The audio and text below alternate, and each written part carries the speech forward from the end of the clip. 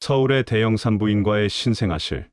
아기 침대 절반 이상이 비어있고 복도, 뜻 시계 초침 소리만 째깍째깍 천둥처럼 울립니다. 사람들이 바쁘게 움직이는 서울의 한 지하철역. 승객들의 머리색이 대부분 백색이거나 희끗한 모습입니다. 거대한 대한민국의 엔진이 힘차게 돌며 그 열기를 뿜어내던 시기가 있었습니다. 우리는 오랫동안 성장의 축제에 취해 있었습니다. 한강의 기적을 일궈낸 젊고 역동적인 한국은 세계가 부러워하는 모델이었죠. 하지만 지금 그 엔진이 멈춰서고 있습니다. 전 세계 어디에서도 유례를 찾을 수 없는 초저 출산과 인구 구조의 역전. 이것은 단순히 유치원이 문을 닫고 군인이 부족해지는 수준의 문제가 아닙니다. 대한민국 경제의 모든 근간을 뿌리째 흔드는 보이지 않는 거대한 붕괴의 시작입니다. 일할 사람이 없는 나라에서 우리는 어떻게 먹고 살 것인가? 매달 꼬박꼬박 내는 연금은 과연 내 노후를 지켜줄 수 있을 것인가? 오늘 우리는 인구의 역피라미드 구조가 시작되었다라는 주제를 통해 현재 대한민국이 마주한 잔인한 경제 성적표와 파국을 막기 위한 마지막 비상구를 해보합니다. 좋아요의 엄지와 구독의 검지는 열정으로 이어집니다. 대한민국의 성장 엔진의 속도가 느려지고 일부는 엔진이 멈추고 있습니다. 그 이면에는 생산 가능 인구의 데드 크로스 원인으로 지목되고 있습니다.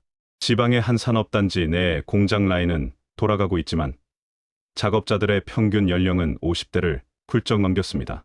구인 광고가 붙어 있지만 문의조차 오지 않습니다. 경제를 지탱하는 가장 정직한 원료는 노동력입니다.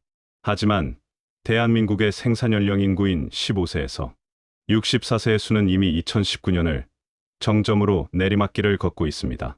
노동력의 쇼크가 이미 시작되었습니다. 생산 가능 인구는 일할 사람이 없는 것과 소비할 사람이 줄어드는 두 가지 치명적인 약점을 드러냅니다. 쉬운 예를 들어보겠습니다. 10명이 노를 저어가던 대한민국이라는 배가 있습니다. 그런데 매년 노를 저을 청년들이 1명씩 줄어듭니다. 남은 사람들은 더 힘껏 저어보지만 배의 속도는 점점 느려집니다. 이것이 바로 대한민국 잠재 성장률의 현실입니다. 한국은행의 최신 보고서에 따르면 인구 구조 변화로 인해 대한민국의 잠재 성장률은 2020년대 2% 초반에서 2030년대 1% 미만, 그리고 2040년대에는 0%대로 추락할 것으로 예상됩니다. 일할 사람이 없으니 공장은 멈추고 기업은 해외로 떠나며 혁신의 불꽃은 꺼져갑니다. 이런 상황이 지속되면 내수 시장은 증발할 것이며 축소 경제가 진행됨은 불보듯 뻔합니다. 사람이 줄면 소비도 줄어듭니다.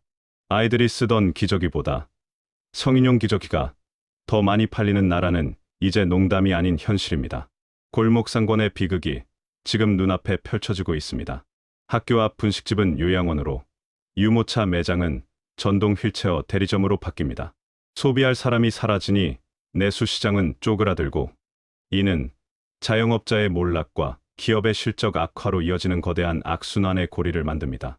인구 구조의 변화는 급기야 세대 간의 전쟁을 예고하고 있습니다. 앞으로 엄청나게 재정이 늘어날 것으로 예상됩니다. 누가 그 계산서를 지불할까요? 도서실과 카페에서 공부에 몰두하는 청년들의 무거운 표정이 보이기 시작합니다. 동시에 무료 배식을 기다리며 무리지어 한가하게 시간을 보내는 노인들의 모습도 보입니다. 인구 구조의 역전이 가져올 가장 잔인한 상황은 바로 우리의 지갑입니다. 두둑했던 지갑은 더 이상 존재하지 않습니다. 얇게 변해버린 지갑, 아니 아예 지갑 자체가 없는 전쟁 같은 참혹한 현실을 마주할 수도 있습니다. 이대로 간다면 연금 고갈은 자명하고 예고된 파산의 고통은 시시각각 가까워집니다. 지금의 연금 시스템은 여러 명의 젊은이가 한 명의 노인을 부양하는 구조였습니다. 하지만 이제는 출생률이 저하되어 한 명의 젊은이가 한두 명의 노인을 부양하거나, 나아가 젊은 세대들이 압도적으로 많은 노인을 짊어져야 하는 구도로 완전히 뒤집혔습니다. 통계청의 2025년 인구 추계에 따르면 2070년이 되면 우리나라는 생산 연령 인구보다 고령 인구가 더 많아지는 완전한 역피라미드 구조에 진입합니다.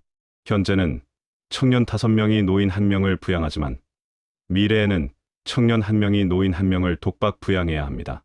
월급의 절반을 세금과 연금으로 내야 하는 청년들이 과연 이 나라에 남아있으려 할까요?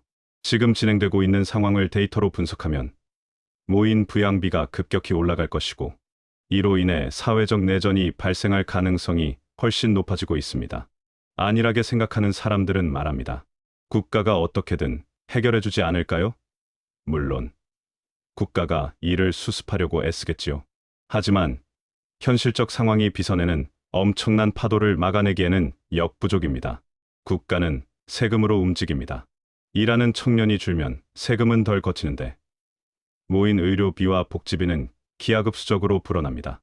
부족한 돈을 채우기 위해 청년들에게 과도한 부담을 지우는 순간 세대 간의 원망은 사회적 내전 수준으로 치닫게 됩니다. 실제로 최근 설문조사에서 청년층의 80% 이상이 연금을 받지 못할 것이라며 시스템에 대한 강한 불신을 드러냈습니다.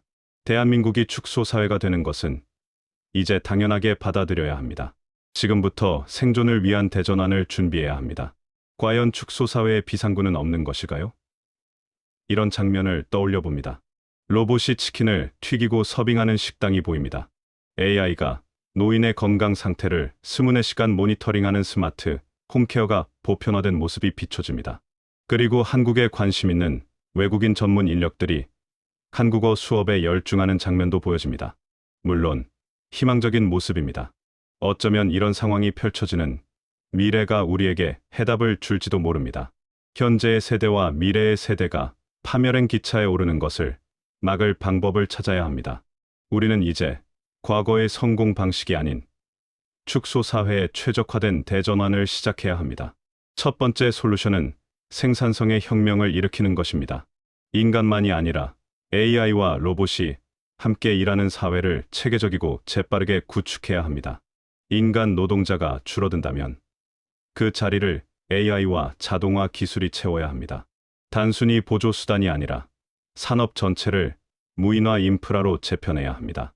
한 명의 노동자가 AI를 활용해 10명의 몫을 해낼 수 있도록 생산성을 극대화하는 것.